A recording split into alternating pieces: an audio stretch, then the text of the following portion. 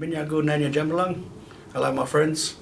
My name's Gary Crosby and I teach Yugambeh language at Waterford West, and I've basically taken over the reins from Auntie Eileen, who did this 20 years ago and laid a good foundation for us already, and that's what drives me, is to get this language up and living again.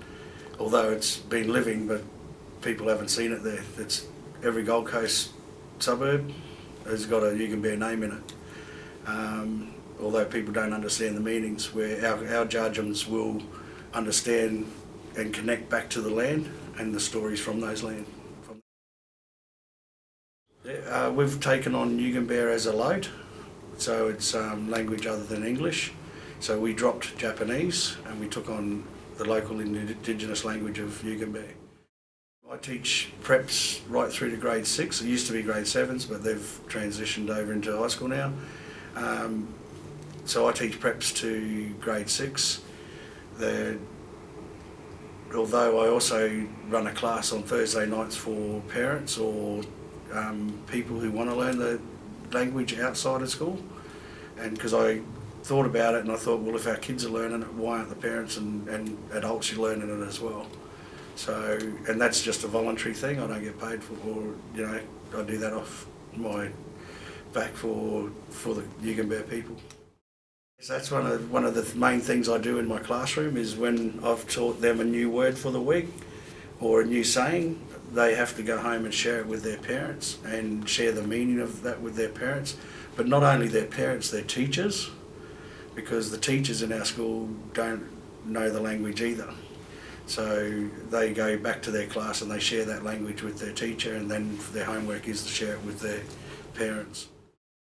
Yes, I do. Like, to get the program up and running, we had to sit down with the museum and come up with a framework, which is also now being looked at by Queensland Education to further grow the language out into other schools.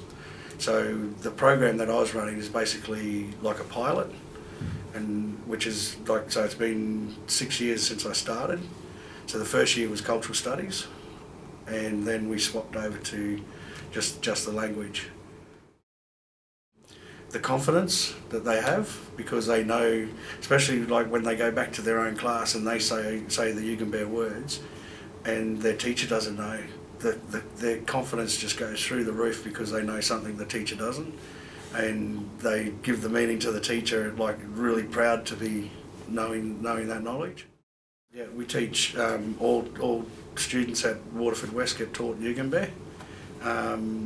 Although we do have 32 different cultures within our school, but with those cultures as well, if they speak another language at home, they are encouraged to share it within our classroom as well. So if they say hello in some way at home, they come and they share that in our classroom, as well as learning the Yugambeh language. It connects everyone together, the language, because once they start speaking it, they've got that common goal, and like I always express to our kids, that once they move into high school, they're not teaching it in high school yet. And that's another thing I'm trying to push through, is get it to go right through to year 12. But I've had kids come back it's now in year 12, and they come back on a Wednesday afternoon for our homework hub, and that's just for our Indigenous kids. But they've excelled in sharing the language in their high schools. And I've had a couple of principals ring me and say, hey, can you come over to our school? Although they have to pay my TRS and get me out of school, my school. And there's more of an interest actually happening around the community now, where people are saying, hey, this is the local language. This has been here, for thousands of years. So, and it's starting to get known more around the area. Right out to Bow Desert as well. Out there, I've had a few teachers ring me, and I've shared my work with them. And because it's not my language, I do share it with everyone. And with the Mananjali organisation, there's a few elders out there that I've heard back through Jared Fogarty. He's a Dig man that comes in and teaches our kids Dig. But I've shared all my language stuff with him to take back out to the elders out there as well. And the feedback that I've got is like really good, and keep up the good work. And hopefully that'll just like a snowball effect, where if one school's doing it, it'll just slowly get bigger and bigger, and then we're all doing it. So there is a need in high school for the language program to go through all the way to year 12.